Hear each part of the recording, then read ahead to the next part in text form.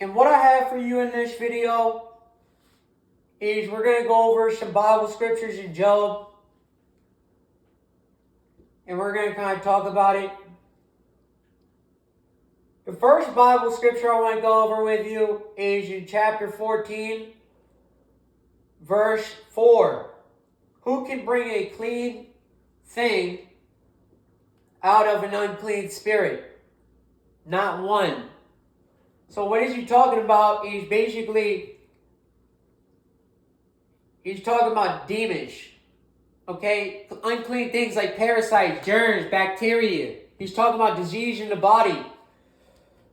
Who can clean out the house, the internal system, when it gets sick? And it needs the herbs.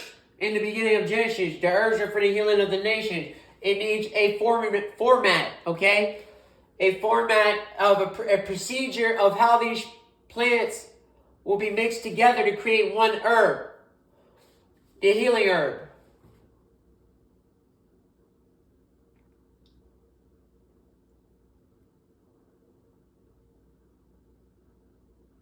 Number 2, we're going to skip up to number 2, and it says, "He cometh forth like a flower, and it is cast down. He fleeth as a shadow, and continueth not." What does the shadow stand for? The valley of the shadow of death. Okay, demons. And he says that demons continueth not. Okay, so they get recycled after a testament. The only ones that get to survive are the fallen angels, not the children. The children get recycled, unfortunately.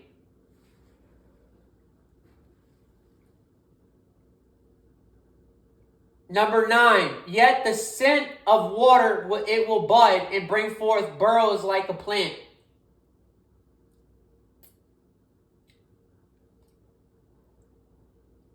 So the water does have a scent, okay? Even though we don't smell it as anything, but it does have a scent. It has a unique scent to its own creation. Okay, its design, purpose, which is to water the earth and to create buds that eventually turn into flowers or herbs or trees. Or it's basically the seed of all life needs water, including us, including all life.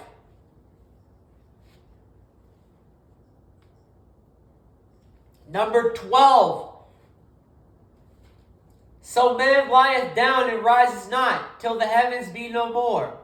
They shall not awake, nor be raised out of their sleep." And he's talking about the ones that will condemn themselves. Here in this verse, number 12. "So man lieth down and rises not." You lie down, you're dead. You rises not to the heavens. It states it right here, right after. "Till the heavens be no more. They shall not awake, nor be raised out of their sleep." Meaning, you're not going to be raptured. You're not going to be part of the resurrection. You'll be sent to what they call the lake of fire and brimstone. Recycling.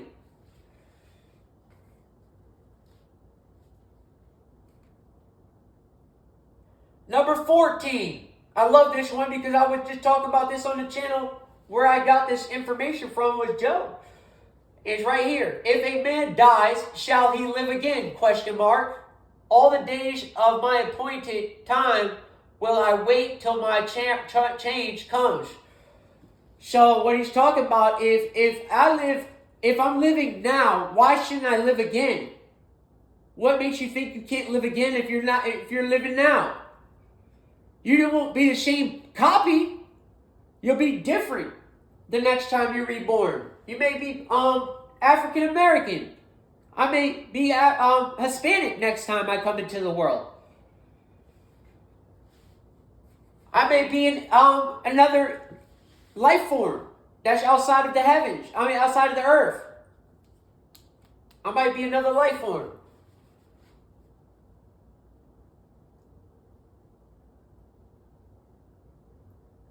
Number 17, my transgressions is sealed up in a bag, and thou sowest up my own iniquity. What he's talking about is you reap what you sow.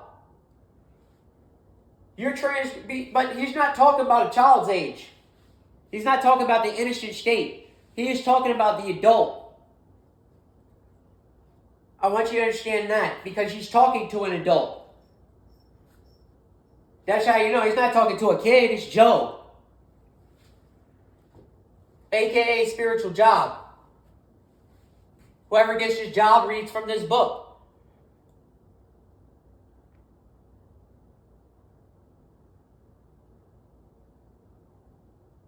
Number 18, and surely the mountain falling cometh to naught, and the rocks is removed out of its place. It's used for building. The mountains are used to build. Let's say like the pyramids. That was cut out of a certain location on the earth from a mountain location.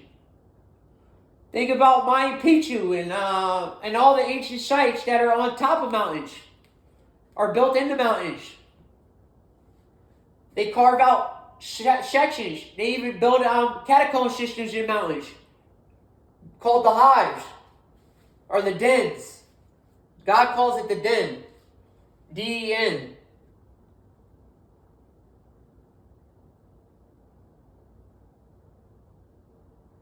Number 19, the waters wear the stones. Thou washest away the things which grow out of the dust of the earth, and thou destroyest the hope of man. He's talking about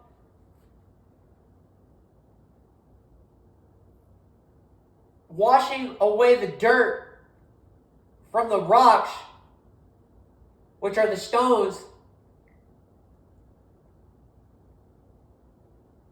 and sending everybody back to the dust of the earth, because we've destroyed the hope of men.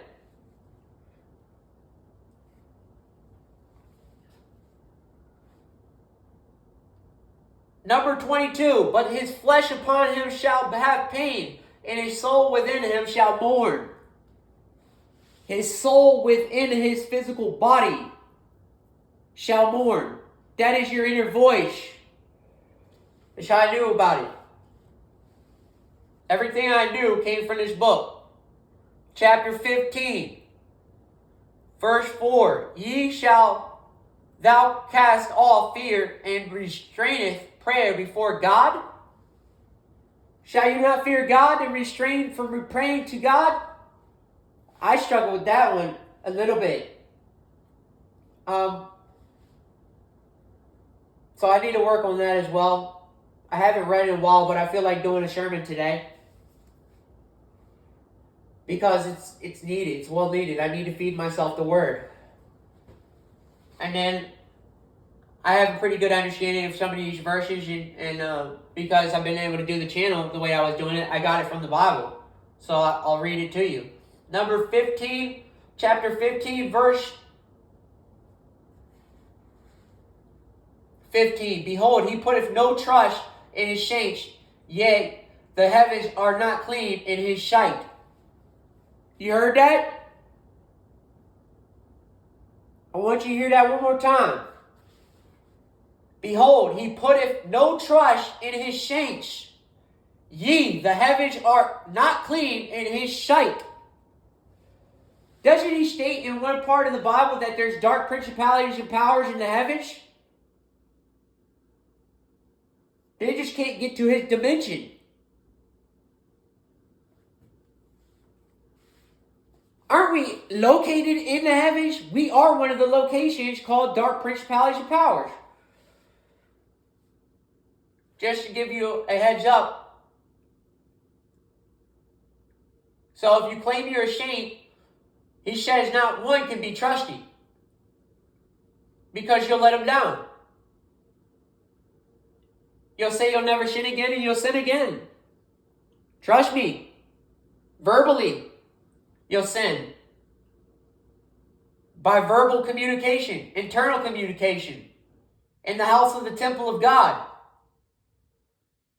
Number 16, how much more abominable and filthy is man which drinketh iniquity like water? Ooh. Drinks all the troubles of his life like water. And he's considered filthy and abominable. Because he drinks his own iniquity like water. This should be something like what I'm entrapped in. But it started as in my innocent state. So did God condemn me because it was in my innocent state? Or did he condemn the people who did it to me? Who caused me to fall? That's a question you might want to ask yourself as well. That's why I don't condemn people, but I definitely put it into a position as if I was to make a child fall, I'm in serious trouble. Number 8, we're going to skip back up to number 7, of chapter 15 of Job. Art thou the first man that was born? Are you the first man that was born on earth? Are you Cain?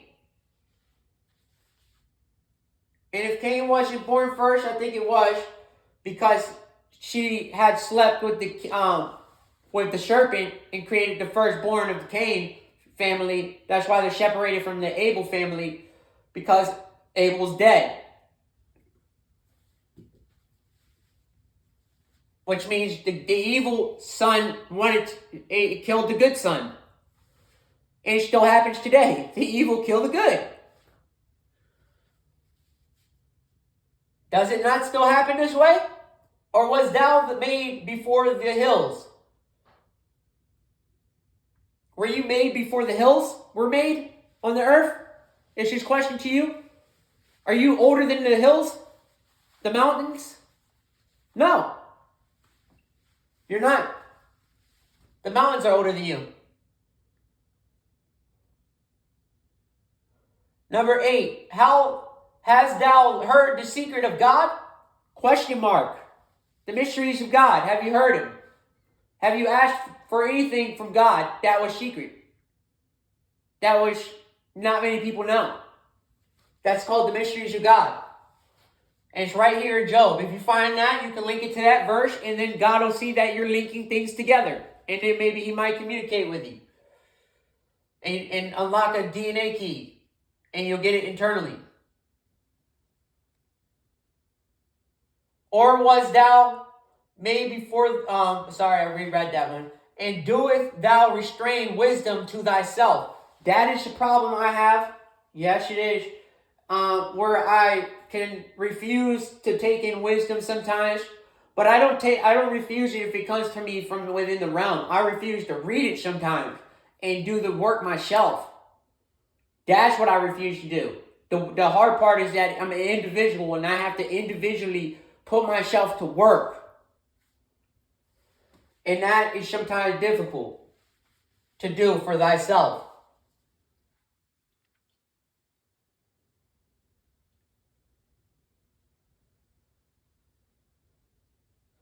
Number 9, what knowest thou that we know not? What understandest thou which is not in us? Okay, what he's talking about there is basically, how are you going to state you know something when you don't know nothing? You came into the world with nothing. You needed a teacher to teach you. It all came from the Master itself. Coming down from the heavens into the earth is how you got your information, how you got your technology, how you got everything you got. A phone, a refrigerator, a freezer. All came from the blueprints of the heavens. The Father of creation itself. So what can you understand it if it's not in us? We have to ask for it. It's just not what you ask. Questions. You ask your teacher questions and then you get answers. So God's the teacher and we're asking questions. It's just not what Job was doing with the story. Was he not asking questions and being questioned himself for answers? Number 13. that thou turneth thy spirit against God, and letteth such words go out of thy mouth. Ooh. So we have turned against God, and we have spoken wickedness out of our mouth. An abominable blasphemy is what he's stating. Basically, blasphemy. Number 14, what is man that he should be clean in spirit? And he which is born of a woman that he should be righteous? Question mark. Born of a woman. But the seed of life came from the man. So it takes two to tango to create the one. If the woman doesn't do her job, then the man won't be righteous.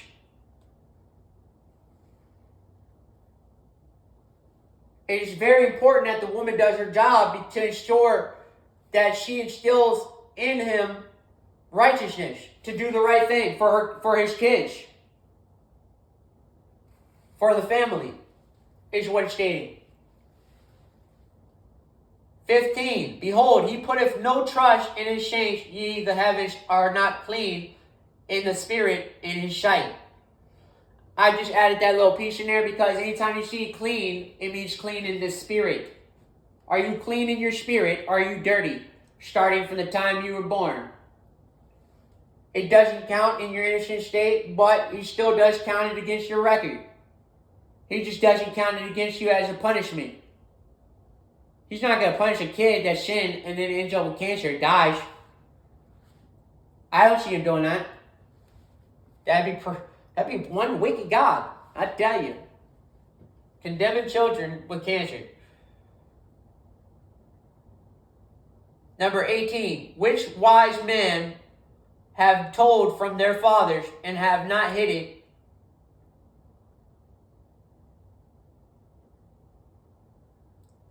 Not entirely sure what that parable is, but we'll come back to that. I don't know them all. Here, number 20. The wicked man travaileth with pain all his days, and the number of years is hidden to the oppressor. Dude, I've suffered this right here. Myself. I know what this means. The wicked man. I always once did some wickedness in my life, and I travailed in a lot of pain. And I still suffer from the pain that I caused on myself from doing the wickedness. It still follows me and haunts me. And it can't be hidden from the oppressor. 22, he believeth not that he shall return out of darkness, and he is waited for of the sword. Now, I remember when he talked about the flaming sword. And sword has also the word in it, okay? Which means the word of mouth can be like a sword. It can cut somebody. It can cut them deep. You would maybe cause death on them. That's how serious language is. If I speak death into the character and it goes and kills itself because I spoke death into it and now it wanted to be suicidal and kill itself, it's condemned me now. He didn't condemn them. He condemned you because you caused the death on the character.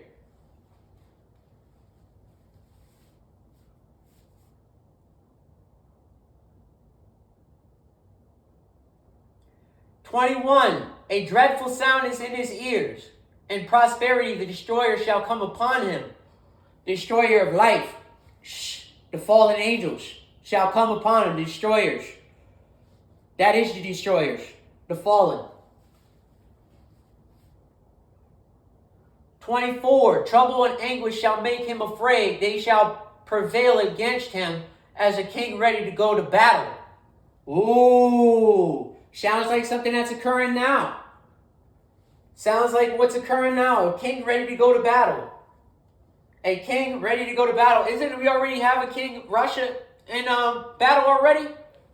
Trouble and anguish shall make him afraid. They shall prevail against him. 25. For he stretches out his hand against God and strengtheneth himself against the Almighty. Isn't this what it's stated in the Revelations? You would go to war against God, the Almighty. Is this not what it's stated? You would go to war against God, the Almighty. You might want to rethink about your battle plans.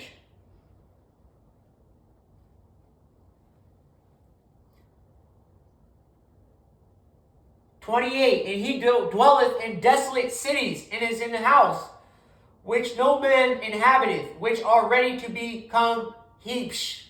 Not entirely sure what the word heap is, but I will skip that and read the rest of it, talking about the desolate cities after a battle, after a great war. After a great war, the cities will be desolate, where no man inhabiteth. It's just not occurring in Ukraine, where people don't have places to live anymore. They're not inhabitable. They've been hit with bombs. 31, let not him that is deceived trust in vanity, for vanity shall be his recompense. Don't know if I said the word correctly. I probably did not. First time I crossed that word. But don't be deceived and trust in vanity. Okay? Because vanity will always let you down. What is vanity is vanity, as is stated in Ecclesiastes.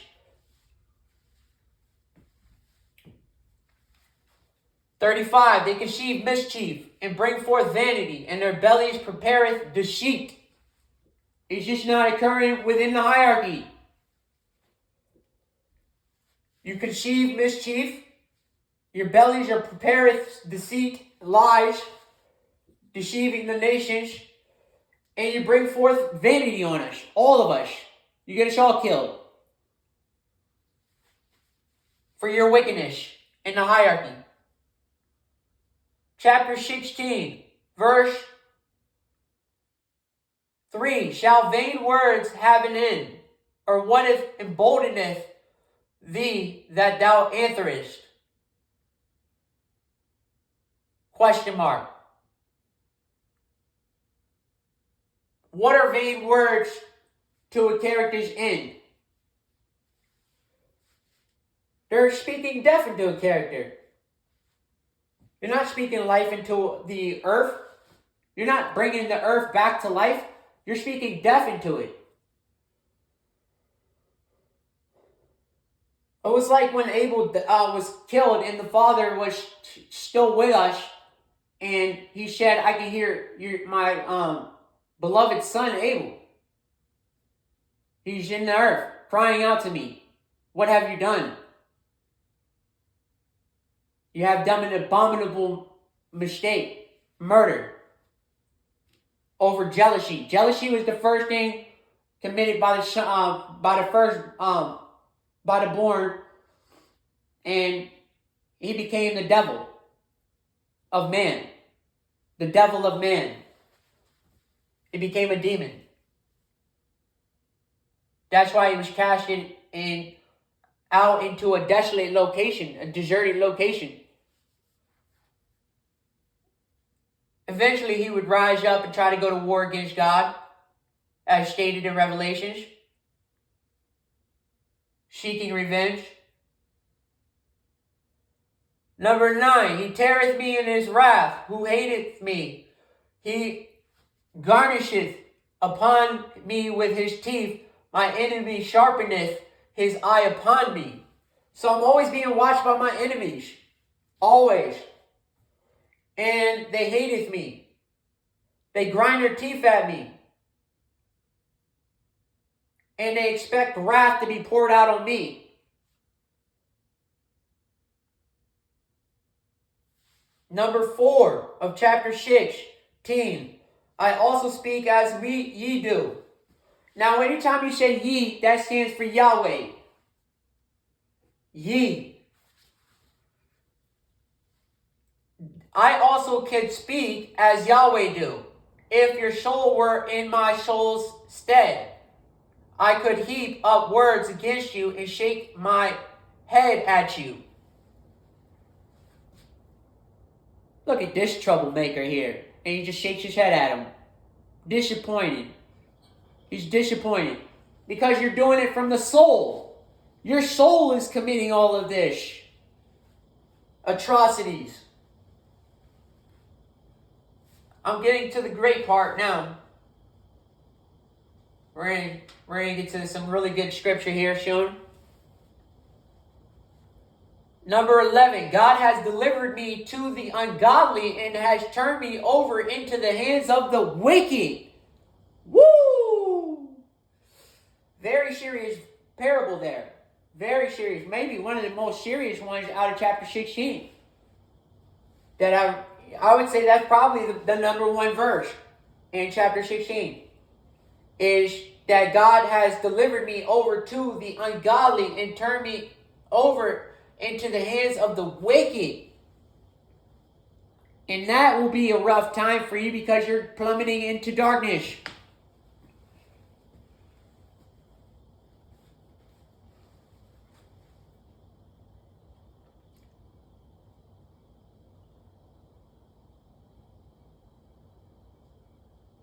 Number 12, I was at ease, but he has broken me as under. He has also taken me by my neck and shaken me to pieces and set me up for his mark. Woo! I would hope he's not talking about the mark of the beast. To be marked by the beast itself, the serpent.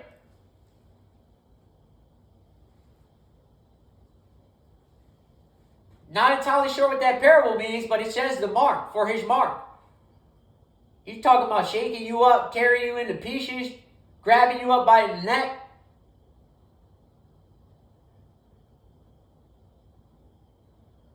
Number 16, my face is full, is foul, with weeping, and my eyelids is the shadow of death. Ooh, your eyelids are light. Whenever you close your eyes, the shadow of death, you see it. What are you talking about? Your eyelids. Your eyelids, when you close them, you can't see. That's the shadow of death. That's what it looks like. Darkness. You're not in light. The only time you see light is when your eyelids are open. I like this one. This one is one of my favorite right here. Number 17. Not for any injustice in my hands, also my prayer is pure. You know? Number 18, O earth, cover not thou my blood, and let my cry have no place. You know, if you cry, it's a good thing. You've been defiled in a world full of filth. You've been defiled in a world full of filth. What does defiled mean? Your filing system has been defiled. The way you file information inside of your mind, the voice that you hear, the incoming sounds from the external world that is also spiritual, is attacking you and defiling and corrupting your system. This one I really like a lot. This is one of my favorite out of number 16, chapter 16, probably my second favorite verse. Number 19. Also now, behold, my witness is in heaven, and my record is on high. The Most High God is the only one with the record of my life. Okay? No one can speak for me except the Most High. He is my witness, and he is in heaven.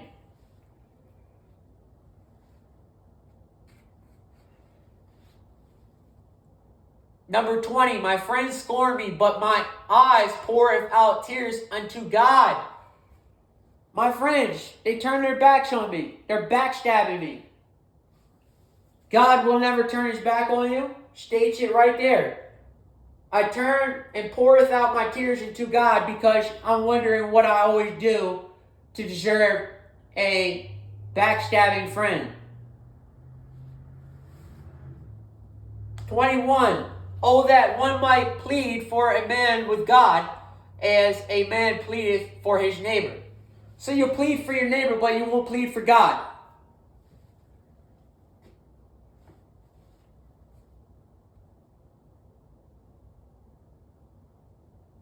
Number 22, Christ stated this. When in a few years are come, then I shall go the way which I shall not return. The prophecy fulfilled. Christ stated that. The way I go, you cannot come. You cannot go with me. I am leaving individually. He stated that. This verse right here. Chapter 17. My breath is corrupt. My days are extinct. The graves are ready for me. Okay? The grave, your death is ready for you. That's why I said, have you accepted your death? Because your breath is corrupted. Your spirit. The breath of life.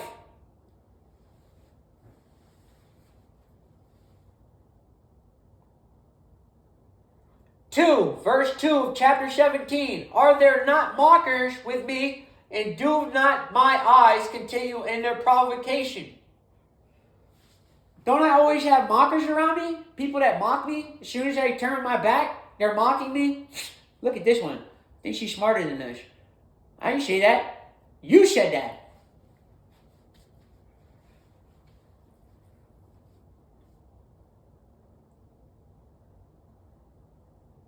Number 5, he that flattereth, speaketh flattery to his friends, even the eyes of his children shall fail.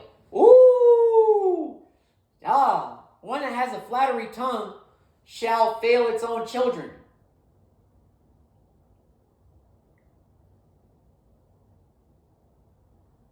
And I fell into this trap. That's why I love God. I'm in this book. I was not a perfect soul. I didn't perfectly commit to this job correctly. That's why I need God. I need His repentance, His deliverance, and His acceptance. And Christ saying, you shall be forgiven. Number 7, my eyes are as dim by reason of sorrow, and all my members as a shadow. Oh my gosh. The shadow of the valley of death again? How many times have I already brought up a verse about the shadow of death? He speaks about demons. How many times? When you plummet into darkness, you're plummeting into demons. You're going to the underworld. Your electromagnetic field of energy, your electromagnetic pole is facing south. Grounded. You have been grounded. Hello? Grounded? You're in trouble.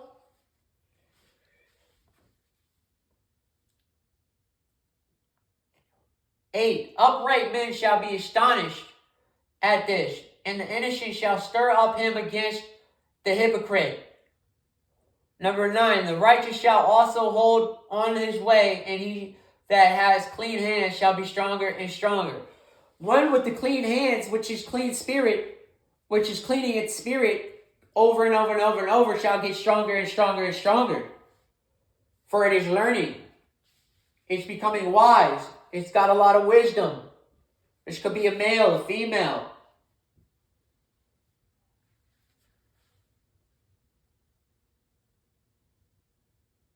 Here we go. Number 13.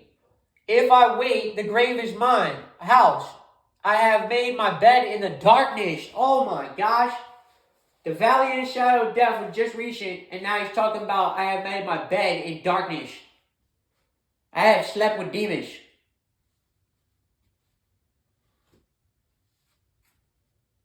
And I can speak on that one and say that's happened to me.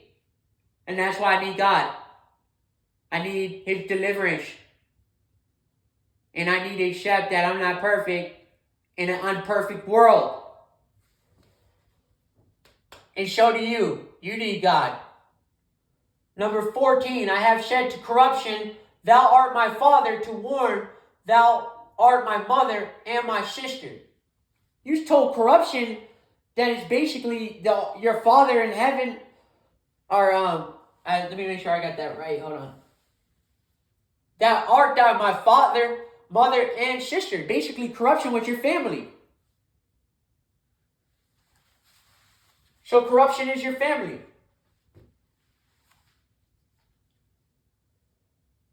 Here we go. Number 12. I like this verse. They changed the night into day. The light is short because of darkness. The light doesn't get to experience much on this earth. The darkness diminishes the light. It takes away. It's always stealing from it. Take. The takers. That's why they call him the Undertaker. Chapter 18. Verse 5 and 6. Ye, the light of the wicked shall be put out, and the spark of his fire shall not shine. The light shall be dark in his tabernacle, and his candle shall be put out with him. Tabernacle is here. The temple of God. That is the tabernacle. He's talking about your light in your mind will be put out. You'll be thinking darkness. You will not think light. The embodiment of light. You won't have the body of light. You'll be speaking death into your own body.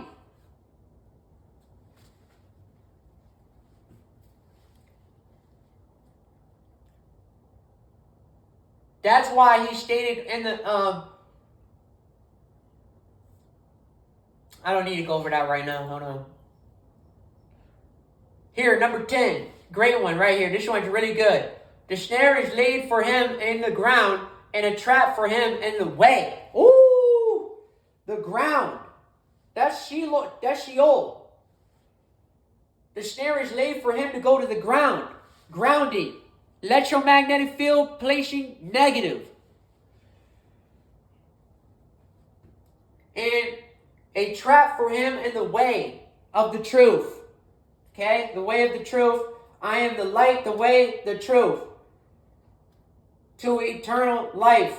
And he's saying that there will be a trap laid out for you on the way to the narrow path. That takes you from the positive celestial magnetic pole and turns you down towards the negative.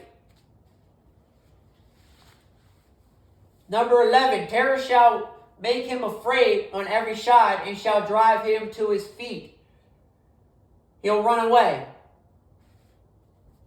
Number 12. His strength shall be hunger bitten, and destruction shall be ready at his side. Ooh. That's more of like talking about like war. Or anything that's trying to, either you're trying to destroy it or it's trying to destroy you.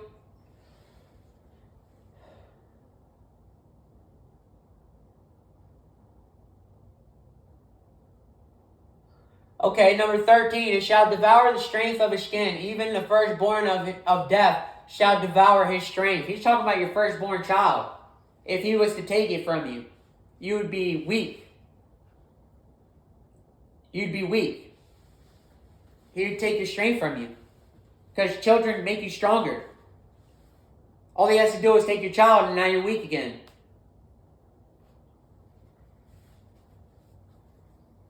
Like, he could take your child at any moment. It's God. He doesn't need to take you. He make you suffer. 14. His confidence shall be rooted out of his tabernacle, and it shall bring him to the king of terrors. The tabernacle is in your mind. Okay? This is the temple of God. This is what they call the tabernacle. Okay? And that's why he stated right here, his confidence shall be rooted as your brain is rooted into your body and sending off messages throughout this tree. You're rooted into the ground. You're grounded. And you're sprouting back up information to the tree of life.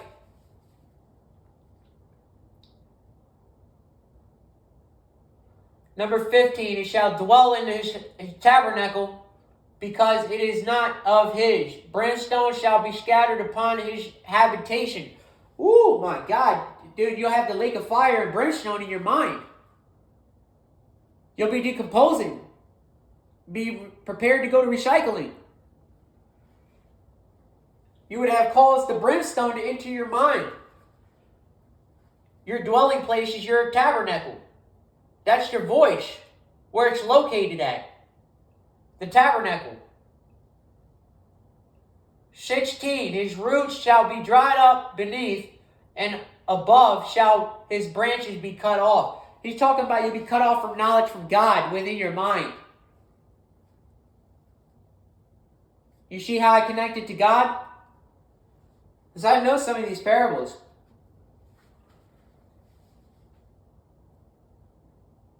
"17, his remembrance shall perish from the earth, and he shall have no name in the street." You would have lived this life, and no one will even talk about you. No one will remember you in the street. Even the street won't even talk about you.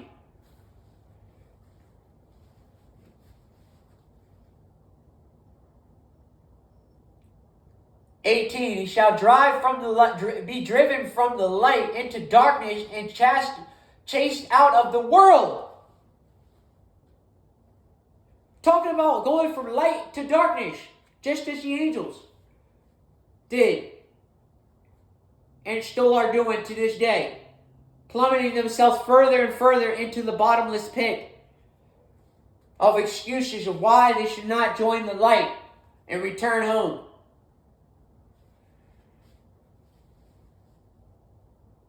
And we're going to end it with number 21. "Surely such are the dwelling of the wicked, and this is the place of him that knoweth not God." You knoweth not God when you're committing wickedness, because God does not create wickedness. He gave choice to wickedness, and they chose wickedness. The difference: God is almighty, powerful. And that's all I have for you today. Thank you for listening.